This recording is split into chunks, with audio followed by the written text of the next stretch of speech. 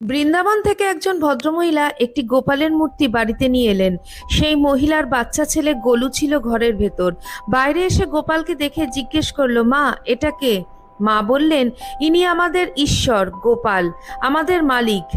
এতদিন বাড়িতে যখনই নতুন কিছু রান্না হতো সবার প্রথমে গোলুই পেত, কিন্তু এখন সবার প্রথমে গোপালকে নিবেদন করে তারপর সবাই খাচ্ছে। এটা গোলু একদম পছন্দ করছে না, কারণ আগে সবকিছুই গোলুকে দেওয়া হতো, এখন গোপালকে দেওয়া হচ্ছে। মনে মনে সে গোপালের ওপর খুব রেগে গেল। একদিন মা বাজারে বেরোবেন, গোলুকে বললেন, গোলু, নদী থেকে ঘড়া করে জল নিয়ে এসে রেখো।